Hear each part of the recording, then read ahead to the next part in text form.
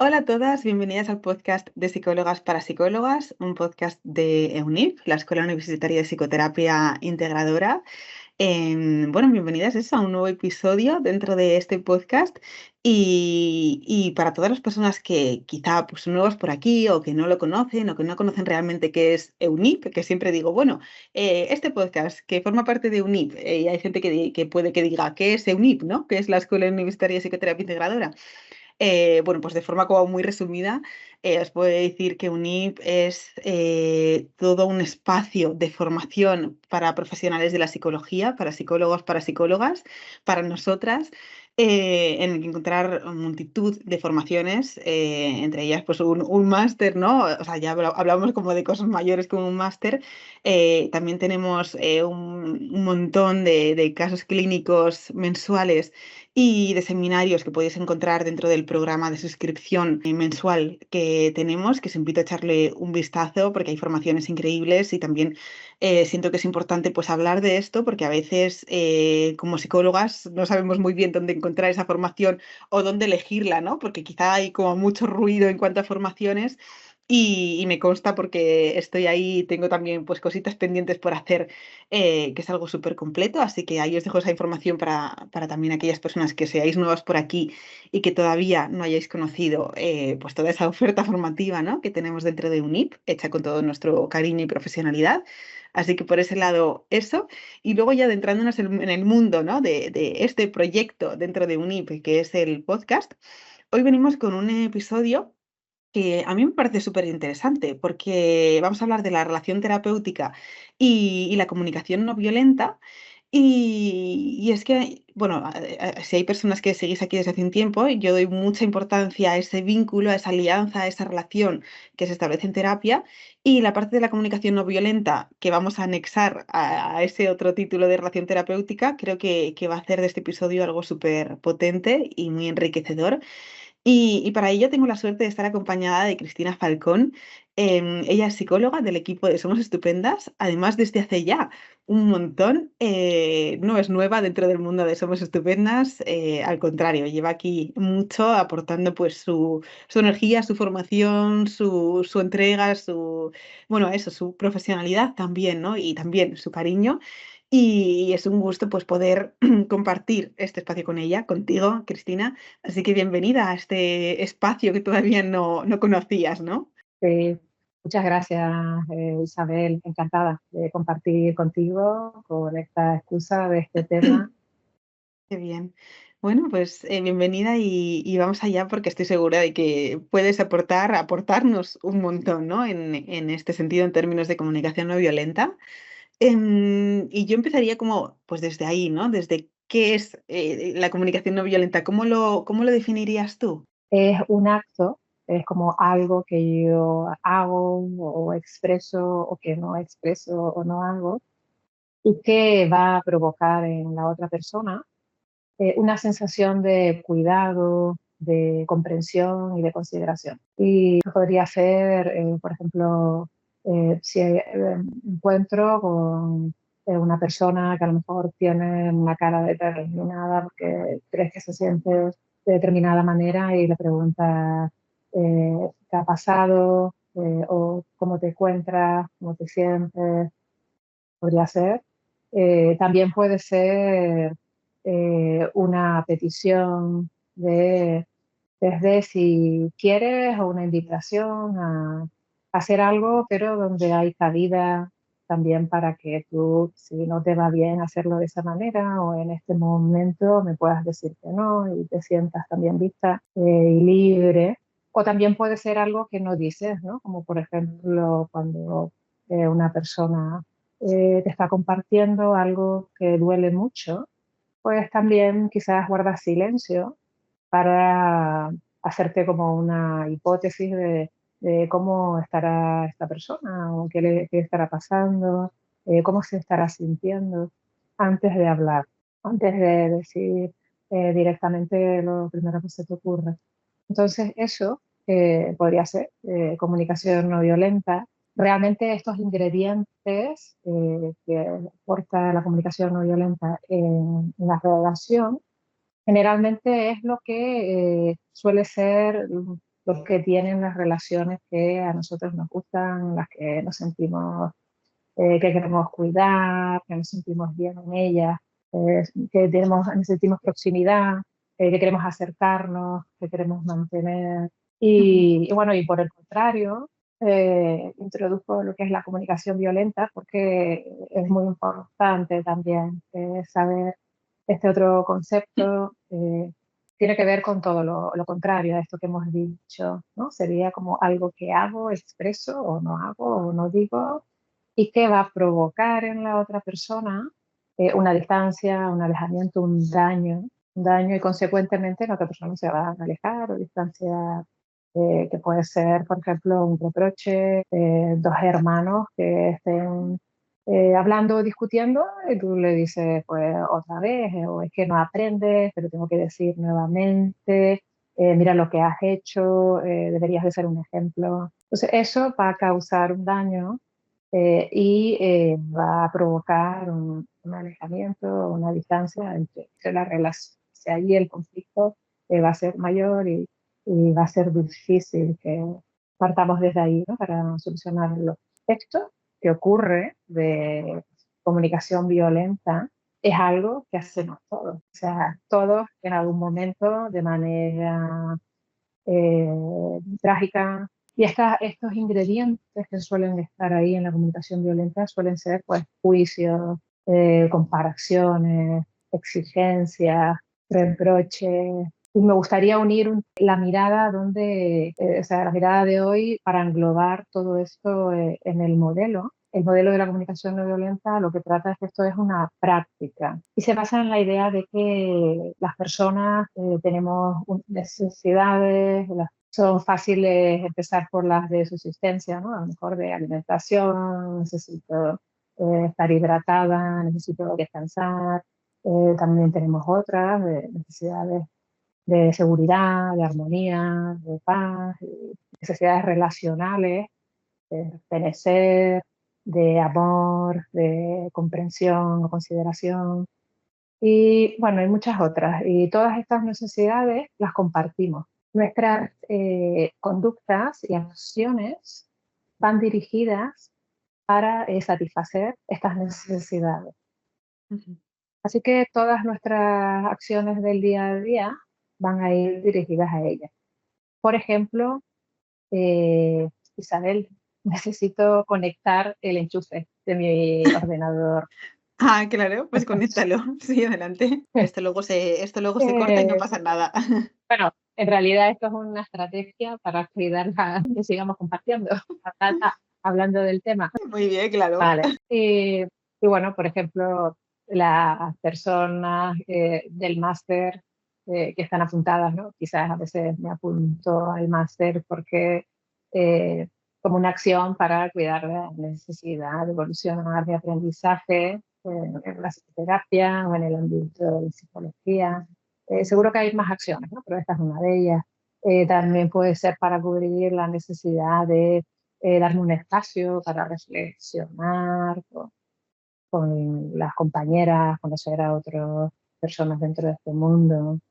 Entonces, eso sería también, por ejemplo, las personas que acuden a terapia, o uno cuando pide terapia, va porque necesita apoyo o quizás claridad y comprensión de cómo transitar este conflicto, este problema o esta situación o duelo o malestar que tengo. Entonces, eso es una acción para las pacientes que llegan o les tienen una de esas acciones. Incluso aunque a veces vienen derivados por otros profesionales o incluso la misma familia y te dicen, yo sé que me hace falta, que me lo haya dicho el otro, o sea, que necesito apoyo, o sea, que hay alguna necesidad que Ujú. tenga claridad. Y así que la comunicación no violenta es este modelo con esta práctica que es entrenable y que da cuenta de eso. ¿Y qué pasa? Que a veces cuando hay violencia también es una forma o una estrategia de cubrir las necesidades, obviamente de una manera trágica y desesperada, pero también es una manera que llevarlo a cabo. También dentro de este modelo, cuando hay violencia, va a ser interpretado o es una estrategia, una forma de poder cubrir eso que necesito. Obviamente va a ser una estrategia desesperada o una acción trágica que no han podido hacerlo de otra manera y eso nos ocurre a todos. Por ejemplo, si estoy pidiendo escucha a una persona y la persona no me escucha, puede ser que pegue un grito o incluso que me enfade con ella y la insulte. Eso es comunicación violenta. Va a hacer que la otra persona va a tener un daño, va a generar distancia.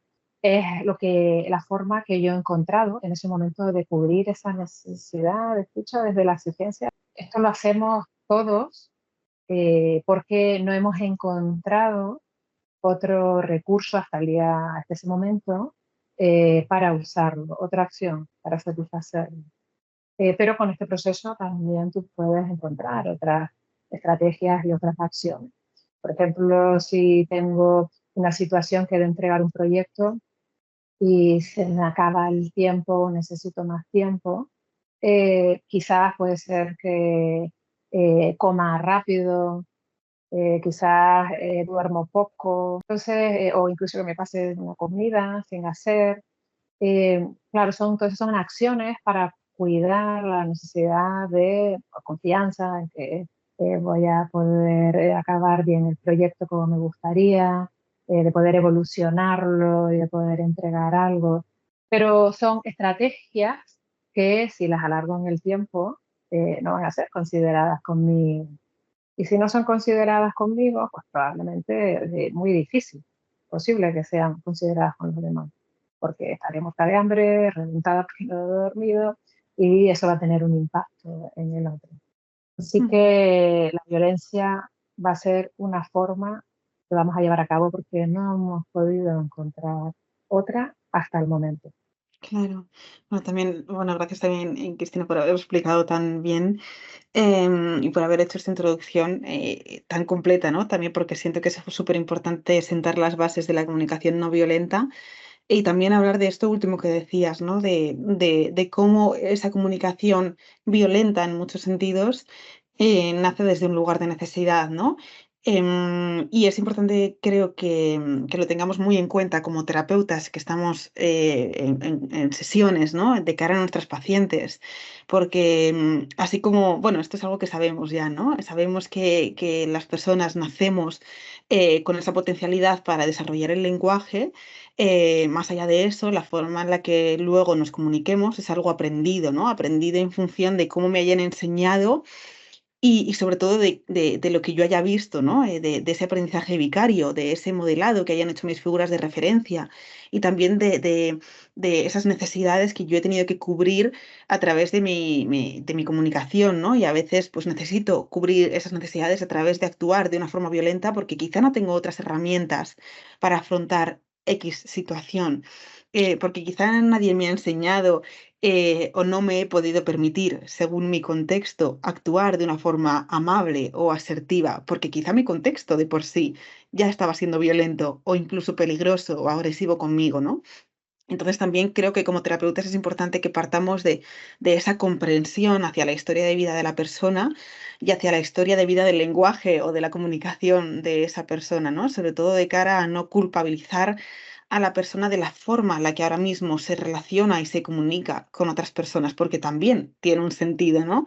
Entonces siento que no es suficiente o que no basta con actuar desde esa superficialidad y simplemente enseñar estrategias de comunicación asertiva, ¿no? No se trata tanto de dar una hoja con una serie de estrategias o de herramientas de comunicación asertiva, ¿no? Y decirle a la persona, bueno, pues cuando te enfrentes a esta situación, utiliza la técnica del disco rayado, ¿no? O la técnica del sándwich.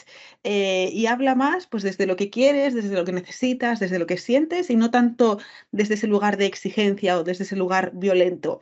Y no tanto solo en el lenguaje hablado, sino también en ese lenguaje no verbal a través de los gestos que está utilizando. No es tanto o no es al menos solo eso, sino que también hay una parte muy importante de profundizar, de ver, ¿no? De dónde nace ese tipo de comunicación, y a partir de ahí poder construir, ¿no? Y yendo hacia esa construcción, una vez también hemos dado importancia a esa historia de la comunicación de la persona, ¿cómo trabajaríamos en terapia esto? Cris, ¿cómo trabajaríamos la comunicación no violenta dentro de la terapia? Pues la comunicación no violenta, trabajaríamos reconociendo, acompañando al usuario, a las usuarias a reconocer sus necesidades, a que puedan empatizar con ellas, a que puedan expresarlas a ellas y a los demás, y a que puedan llevar a cabo acciones o descubrir nuevas acciones para ir probando acciones concretas, agendadas, tangibles, que puedan llevar a cabo para satisfacer eso. Y todo ello dentro de lo que es esta armonía, que las acciones sean en armonía, consideradas tanto con uno como con el otro.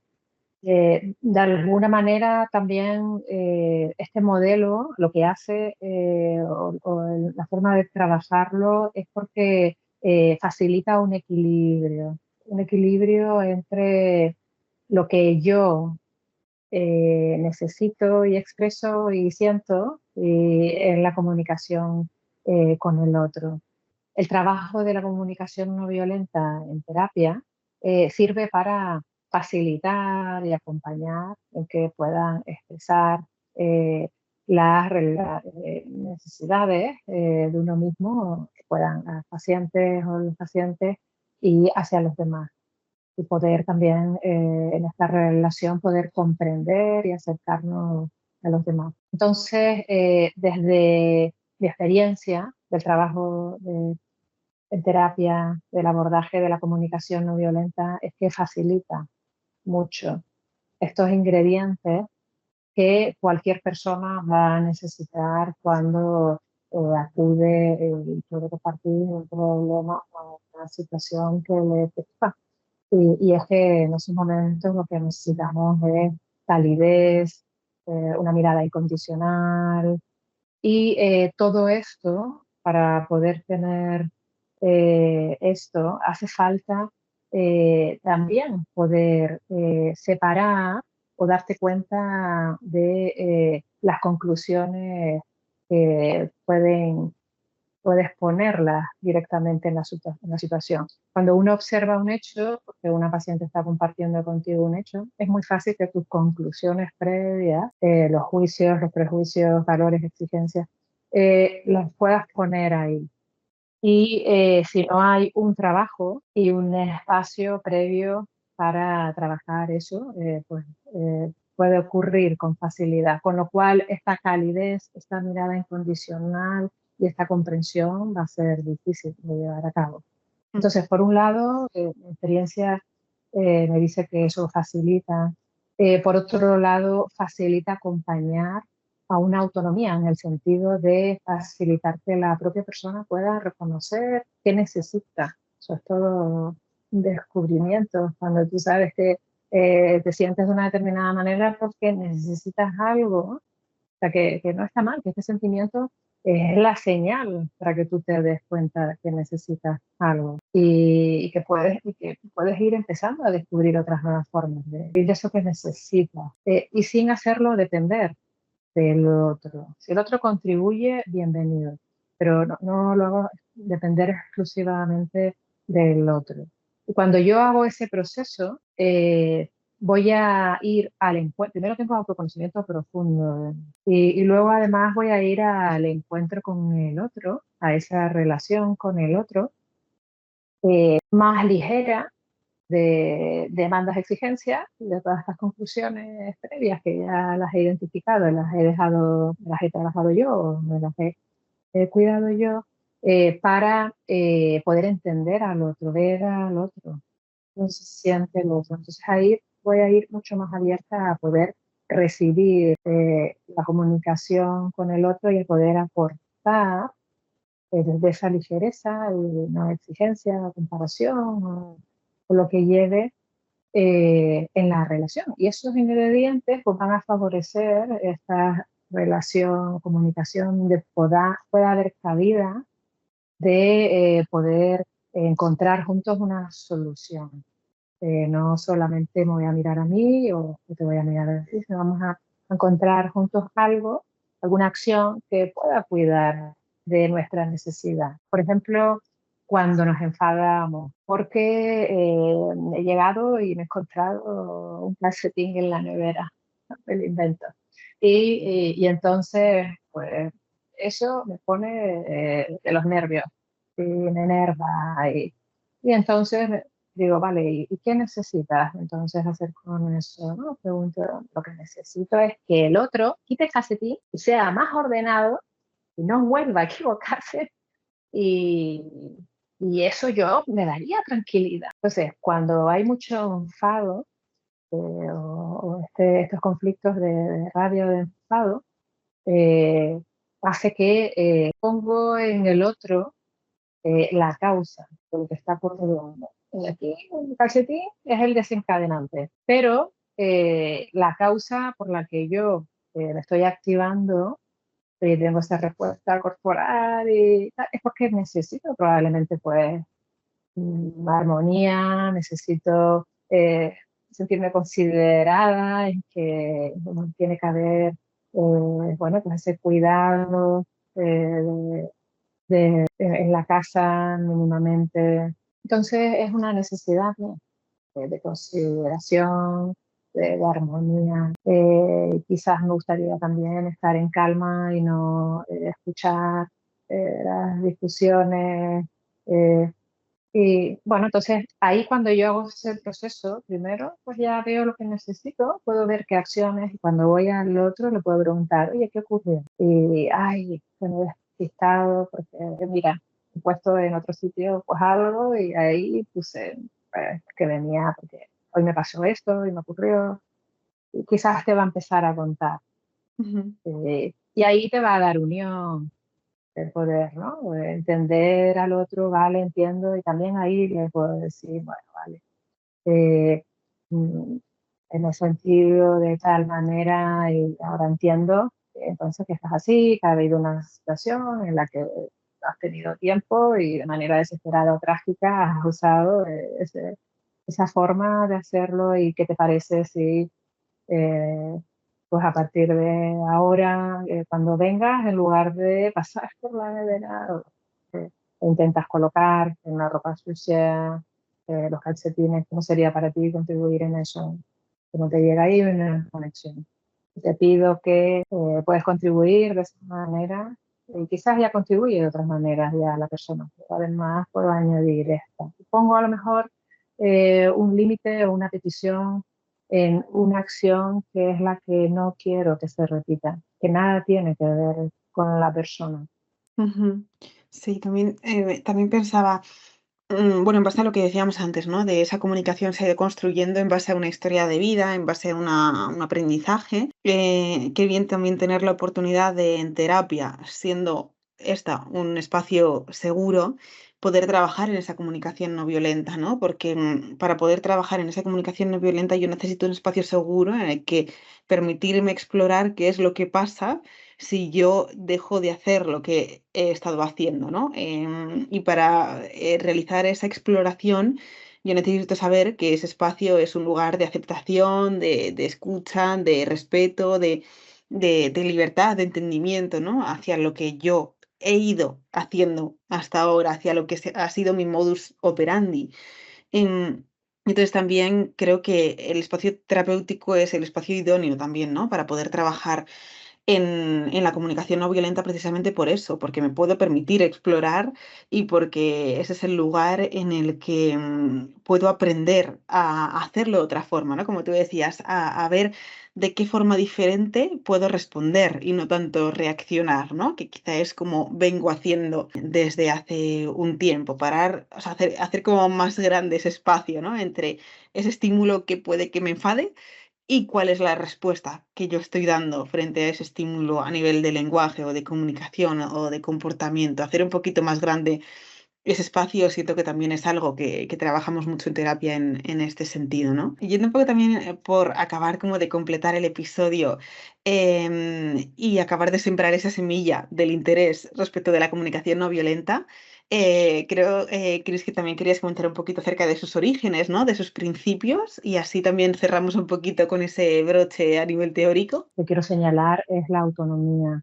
de tú mismo, empezar a descubrir eso, cómo te sientes, qué necesitas, y da ligereza, porque el saber que necesito algo y que hay muchas acciones para llevar a cabo, que no una sola es la que satisface mi necesidad, y que además las necesidades son legítimas, y eso que está vivo en mí, por lo que me siento de tal manera, es vida y que compartimos todos los humanos. Entonces, las personas, los seres vivos, eso también es algo que favorece mucho y que da facilita ese proceso de comprensión con los demás al empezar a ver que si hablamos de las necesidades es mucho más fácil de si tú te sientes o yo me siento, que en esta situación que yo he puesto, generalmente vamos a ver quién es el culpable y quién tiene la razón. Entonces, el culpable de que poner el calcetín en la nevera y quién tiene la razón. Entonces, eso lo que va a hacer es alejarnos. Pero cuando vemos que lo que se trata es de la necesidad de estar de armonía de todos, entonces ahí todos vamos a querer contribuir, porque por naturaleza, algo que decía Rosenberg, y ahí Ujú. empiezo a introducir un poco los principios y el origen de dónde viene, tenemos esa naturaleza de dar desde la consideración, desde la compasión, desde el encuentro, desde el corazón, porque eso nos hace sentir bien, porque cuando nos enfadamos no nos hace sentir bien. Ya. Obviamente tiene un impacto en el otro, no es Ujú. que no ocurra, ¿no? Hay una respuesta, mi estrategia drástica y desesperada, pero cuando hay violencia va a tener un impacto en el otro. Y esto además obviamente va a ser cuando hablamos de adultos, porque si hablamos de niños es otra cosa totalmente diferente. El adulto es el responsable de estar ayudando en todo esto de las necesidades. Esto también es algo importante que no he dicho. Cuando hablamos de todo este modelo, ya hablamos de adultos, ¿no? Si no, el adulto es el que ayuda a cubrir la necesidad del niño porque es tu responsabilidad. O sea que esto no funcionaría de la misma manera. Tú le ayudarías a aprender este modelo, pero te vas a responsabilizar Ujú. del bienestar del adulto. Y bueno, un poco de dónde viene todo esto. Todo esto viene con algo de mucho sentido. Viene como de los años 70, de Marshall Rosenberg, doctor en psicología, también eh, fue investigador, también mediador, no solamente de familias, no solamente comunitario, educativo, sino también de conflictos bélicos, interraciales potentes a nivel mundial, impacto. Y él, de origen judío, vivió en Norteamérica y experimentó violencia, muchos conflictos, disturbios raciales en los que experimentó todo eso. Y todo ese sufrimiento, él tuvo la gran sabiduría de transformar todo ese sufrimiento en empezar a investigar las raíces y estudiar de la violencia. Y en este estudio de las raíces de la violencia, pues precisamente se dio cuenta de que los pensamientos y la forma de hablar jugaban un papel clave en que la persona se mantuviera conectada con la compasión.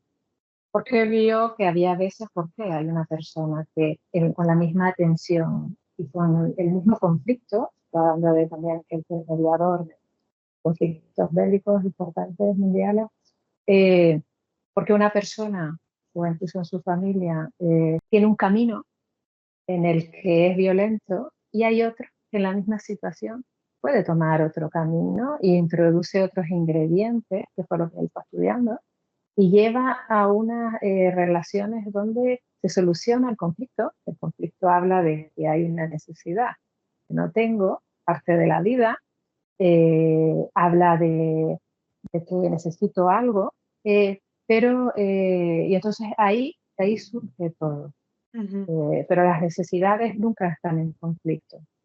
Eso también lo que él descubrió. Sino que lo que están en conflicto suelen ser las estrategias que uno usa. ujú, Y bueno, y ahí él tuvo la sabiduría de hacer este modelo en el que creía que si uno reconoce las necesidades, puede expresarlas, puede reconocer las del otro y puede también recibirlas, se puede llegar a unas relaciones más armoniosas, de paz, de consideración y de felicidad. Y de alguna manera también se inspiró Marshall Rosenberg por un lado, en un psicólogo humanista, que es de donde surge también este modelo de Carl Rogers, que él tiene también varios libros, bueno, pertenecía a lo que es el enfoque humanista y trabajó también los ingredientes importantes y dio, para la relación terapéutica y para cualquier relación. ¿Qué ingredientes eran los que hacían relaciones favorables? Y por otro lado, ver con la escucha desde el corazón, el poder, no solo, como decías tú, una técnica. Por eso he insistido en una práctica y un entrenamiento de por vida. Esto no es un proceso que se cierra, sino que estamos ahí en cada situación. Y el poder escuchar, ponerte en cómo se siente el otro. Para eso primero tengo que ver lo mío, para poder después abrirme de esa ligereza de apertura al otro y poder ponerme qué siente, incluso casi que sentirlo en el cuerpo y ponerme en el corazón del otro. Y ahí esta forma que es como el foco también, el modelo de comunicación no violenta de Marshall Rosenberg, eh, tiene influencia de Gandhi, de la filosofía de la no violencia de Gandhi, eh, y, y esto es como el objetivo o hacia dónde dirigirse. ujú. El objetivo es el camino, ¿no? Realmente es hacer ese camino. Pero es como la dirección, ¿no? La dirección no es la técnica, sino el estar ahí uniéndonos, comprendiendo al otro. Obviamente hay veces que también solamente hago el proceso primero, de ver cómo me siento, qué necesito, y me lo pido a mí porque a lo mejor no hay cabida para hacerlo al otro, ¿no? Pero de alguna manera el modelo de lo que va y de la intencionalidad es esa, de abrirte al otro primero, abriéndote a ti, conociéndote a ti y tener esa relación desde esa autonomía, ligereza y naturaleza de los hombres, de las personas. Habla que realmente todo esto que dices tú del condicionamiento Ujú, cultural, de los pensamientos y de lo que necesitamos, aprendemos a priorizar unas necesidades también en función de la cultura y aprendemos formas de cubrirlas. Entonces, bueno, es como destinar ese espacio a reaprender, a pensar, eh, a expresar, ujú, poner la atención en eso para conseguir este encuentro. ujú. Es súper interesante, muy bonito también de escuchar y de conocer. Estoy segura, Cristina, de que podríamos estar hablando horas sobre este modelo porque su importancia, su interés, y su también gran alcance, ¿no? En el sentido de todo el estudio que se le ha dedicado, pues merece, ¿no? Que le dediquemos un montón de horas. Pero yo creo que con este trocito, con esta pildorita, estoy segura de que hemos implantado ese interés en las personas que nos están escuchando, que para mí ese es siempre el principal objetivo, ¿no?